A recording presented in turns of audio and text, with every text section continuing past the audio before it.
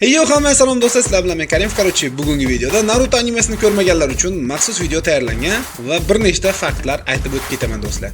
Yoningizga choy, pechenya hammasini tayyorlab olgan bo'lsangiz, demak, boshladik.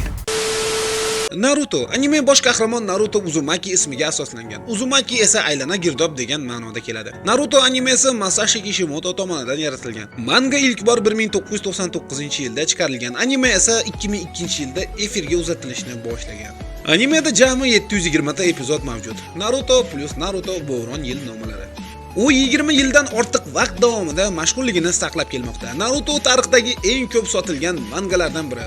Naqd 250 milliondan oshiq nusxada sotilgan. Naruto Konoha yashirin yaproq qishlog'ining ninjasi. U bolaligida yolg'iz edi, chunki uning ichida 9 dumli hayvon, ya'ni Kuramani saqlardi. Shu sababli odamlar undan qo'rqishar va ularni safiga qo'shishmas edi. U shunga qaramay quvnoq va ijobiy bola bo'lib qolgan. Uning bolaligidagi orzusi Hokage bo'lish, ya'ni qishloqning rahbari. Naruto hech qachon taslim bo'lmaydi va taslim bo'lishni ham yoqtirmaydi. Uning eng yaxshi ko'rgan frazasi, ya'ni shiori Dattevayo. Buni inglizlar Believe it deb tarjima qilingan, lekin buni ma'nosini to'g'risi bilmadim. Believe it, what the Naruto bolaligidan juda ham dumbul bo'lib o'sgan, jicha kuchsiz bo'lgan, lekin anime davomida juda ham kuchli bo'lib ketadi do'stlar. U Sage Mode va Kuramaning chakrasiga ega bo'lgani uchun prям kuchli personajlardan biri hisoblanadi. Konohada ninja akademiyasi bor. U yerda bolalar jutsularni, ya'ni texnikalarni o'rganishadi. Har bir bola 12 yoshga to'lganda yakuniy imtihon topshiradi. Imtihondan o'tganlar esa genin darajasiga ko'tariladi. Geninlar 3 kishilik jamoaga bo'linadi va 3 kishining jamoani bitta katta jonin boshqaradi. Ular ustoz sifatida ularni birga olib, polniy missiyaga ketishadi do'stlar. Bizning qahramonimiz 7-jamoaga qo'shiladi. 7-jamoada uning do'stlari Sasuke va Sakura bor. Ularning ustozi katta Jonin esa Hatake Kakashi. Kakashi sovuqqon lekin dono ninja. U doim bir ko'zini niqob bilan yopib yuradi, chunki uning chap ko'zida Sharingan bo'ladi. Nima ko'zini yopib yuradi, ochib yursa bo'lmaydimi deganlarga torlig'idan 1 kilo. Agar u bir ko'zini yopmasa, Sharingan tinmay ishlayveradi. Bu esa uni ortiqcha chakra ishlanishiga sabab bo'ladi. Ekonom qiladi akalar o'zining chakrasini. Chakrani hozir bir pasdan keyin nimaligini tushuntirib beraman. Uchiha Sasuke. Sasuke Naruto jamoasidagi yagona raqibi. U Uchiha klanidan eng kuchli oilalarning birining a'zosi. Sasuke o'z akasi Itachidan qasos olish ilinjida yashaydi. U jiddiy, sokin, ammo ichida katta g'azab bor. Qizlarning ajali. Sakuraga keldi mana. Nimaga Sakuraga kelganda ensam qotiryapti desanglar, chunki Sakurani ko'pchilik odamlar yoqtirmaydi. Men ham shunaqaman. Bu nimaga bunaqaligini animeni ko'rib tushunasizlar. Sakura Haruna. Sakura jamoaning yagona qiz bola a'zosi, tibbiy ninja. U Sasuke'ni sevadigan qizlardan bittasi, yengiltay. Mayli, nima bo'lishidan qat'iy nazar, bu iloji yo'q animedagi bosh qahramonlardan bittasida aytib o'tishim kerak. Bu Masashi Kishimoto aniq bu personajning kayfda yozgan. 100% men javob beraman, ishoninglar jigarlar. Va yana bir muhim personajlardan biri bu Jiraiya Sensei. Jiraiya Sensei afsonaviy 3 saninlardan biri. U hazilkash lekin dono va kuchli shinobi. U juda ko'plab texnikalarni o'rgangan va o'sha mashhur Rasenganni ham. Bu Rasenganni o'sha tirraqa Narutoga ham o'rgatadi do'stlar. Jiraiya Naruto uchun otasi o'rnida bo'lgan. U Orochimaru va Tsunade bilan yoshligida juda ham qalin do'stlar bo'lgan. O'sha tepada aytgan 3 legendarniy sanin bu o'shalar: Orochimaru, Tsunade va Jiraiya janoblari. Jiraiya yoshi katta bo'lishiga qaramay hali ham so'qqabosh, bilmadim nimaga hali ham uylanmagan bo'ylar do'stlar, lekin opalarida rosa ko'p poylagandan bo'lishi mumkin. Endi nima qilsin u bola ham? Jiganlar u paytda telefon nemagan, na kompyuter bo'lgan u paytlarda akalar, na saytlar bo'lgan, ya'ni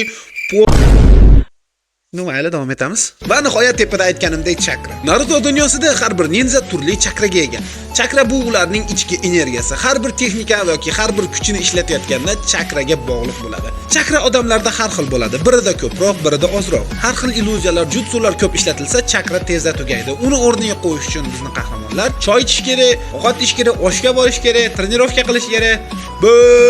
Bizning qahramonimiz Narutoning eng yaxshi ko'rgan ovqati bu o'sha jangdan keyin borib yeydigan Ichiraku ramen. Ya'ni ramen Ichiraku restoraniga borib yeydi shu ovqatni. Bu yerdagilarga bu bolasiday bo'lib ketgan, u polniy akalar poddержка qiladigan odamlar, yaxshi odamlar lekin. Yana bir narsa, Narutoning ichidagi 9 dumli tulki ham oldin yomon bo'lgan, hozir uni do'stlashib oshna qilib olgandan keyin Naruto ham uni chakrasidan ishlatadi. Shu uchun ham oddiy personajlardan ko'ra Narutoning chakrasi ancha ko'proq. O'rtashaymanda o'zi ham akalar-me. Shuncha yaxshi personajlar haqida gapirdik, antagonistlar haqida gapirmasam bo'lmaydi do'stlar. Bu unda qizig'i ham qolmaydi.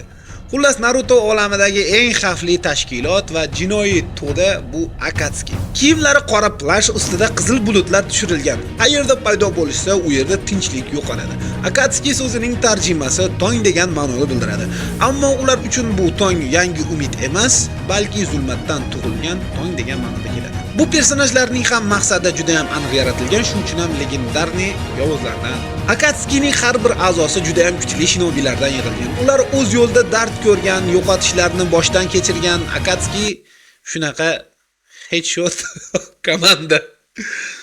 Akatsuki dunyoni o'zgartirishni xohlaydi, faqat o'z uslublarida. U degani yana bir kuchli qahramon, ya'ni yana bir kuchli antagonist bu Pain. Pain Akatsuki tashkilotining eng sirli, kuchli a'zolaridan biri. Uning ko'zlarida Rinnegan bor do'stlar. Rinnegan orqali u harakatlarni, zarbalarni, kuchlarni mukammal nazorat qila oladi. Pain jismoniy qobiliyat, tezlik va jang texnikasi jihatdan juda kuchli. U Pain, ya'ni og'riq timsoli sifatida tanilgan, chunki u og'riq va adolatsizlikni yaxshi tushunadi. Painning shiori esa og'riqni his qilmagan odam tinchlikni bilmaydi. Shinnotinti. Shu shior unga xarakteri va qahramonlarni shakllantirishda rahbar bo'ldi. Anime tomoshabinlari u faqat dushman emas, balki chuqur ma'noga ega qahramon sifatida ko'rishadi. Pain paydo bo'lgandan keyin do'stlar, prям полный hissiyotga beriladigan kadrlar chiqishni boshlaydi. Va legendarniy internetda juda ham ko'p muxlislarga ega bo'lgan bu Itachi, Sasuke'ni Okihoni. Itachi Uchiha har doim sokin. Yuzida hech qanday his yo'q, ammo ko'zlari butun bir hikoya. Uning har bir qadami va har bir so'zi ma'noga to'la. U jang qilishni biladi, lekin urushni yoqtirmaydi. U kuchli, lekin kuchini faqat zarur paytlardagina ishlatadi. Uning niqobi ostida sirlar yashiringan, prям zo'r personaj. Ba'zilar uni xiyonatkor, ba'zilar esa uni qutqaruvchi deb biladi, ammo u hech kimga hech narsa demaydi. Itachi bu jim yuradigan daho. Uning hikoyasini faqat vaqt ochib beradi. Va eng kuchli personajlardan biri, men o'zim bilan urushgani yaqinda boraman do'stlar. Oktagon jang bersa bo'ldi. Xullas, Uchiha Madara. Ayrivarsa kerak o'zi ham. Uchiha Madara Naruto olamidagi eng kuchli personajlardan biri. Birinchi Hokage Hashiramaning bolalikdagi do'sti va dushmani. Nimaga buni qilayotganimni animeda ko'rsanglar, to'liq tushunasizlar. Madara juda ham kuchli o'ylangan, aniq maqsadli yovuz. Hatto u yovuz bo'lsa-da, uni yaxshi ko'radigan muxlislar juda ham ko'p. Mana masalan, hozir mana shu Madaraning muxlisi videoni ko'rib turibdi, like bosgandan kommentariy yozgan. Ey brat, bu like sizdan ham mendan ham oldin bo'lgan. Sizdan ham mendan ham qoladi. Xullas akalar, like'lar bosib qo'yinglar. Uning nigohi qattiq, so'zlari og'ir, qarashlari esa abadiy. U shinobilar tarixida iz qoldirgan va u iz hozirgacha o'chmagan. Naruto dunyosida yovuzlik bu har doim qora emas. Ba'zan u og'riqdan tug'iladi, ba'zan esa muhabbatdan. Ularning barchasi shuni bizga eslatadiki, har bir soyaning ortida nur yashiringan bo'ladi. Narutoda do'stlik, mehnat va qat'iyatlik asosiy mavzular. Anime odamlarni taslim bo'lmaslikka o'rgatadi. U har bir insonning ichida kuch borligini ko'rsatadi, hatto eng yovuzlar ham o'zgarishi mumkin. Naruto hatto o'z raqiblarini ham tushunishga harakat qiladi va bu fazilatlari uni afsonaga aylantirgan. Naruto butun dunyo bolalariga juda ham ko'p motivatsiya bergan va u Yaponiya madaniyatini butun dunyoga yoygan va u bugun millionlab muxlislarga ega. Eng muhimi, Naruto bizga shuni eslatadiki, hech qachon taslim bo'lma, deb ayon. Animeni siz yuqori sifatda va o'zbek tilida ko'rmoqchi bo'lsangiz, mayli, Play Market va App Store'dagi anibla.uzdan va saytlardagi A-mediadan ko'rsanglar bo'ladi. Bugungi video shulardan iborat do'stlar. Videoni oxirigacha ko'rganlar uchun rahmat. Keyingi videolarda ko'rishguncha xayr. Bir narsa, kommentariya, like, obunalarni bosib qo'ysanglar, do'stlar, sizlardan bir so'm ketmaydi, menga katta motivatsiya bo'ladi. Kommentariyaga vobsheta fikr yozmasalar, любой bitta gap yozib qo'yinglar. Masalan, mana Karimovni ochkisi deb qo'ysalar ham bo'laveradi do'stlar. Endi hammaga xayr.